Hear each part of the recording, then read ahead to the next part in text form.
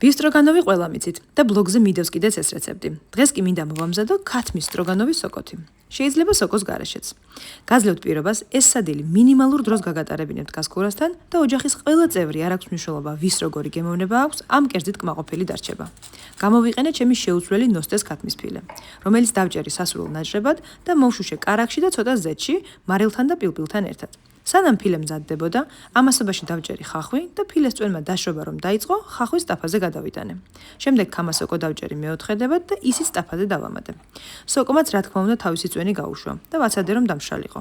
გაჟღლიტილი ნიორი ხომიცით თითქმის ყველა ქართული კერძის განუყოფელი ნაწილია.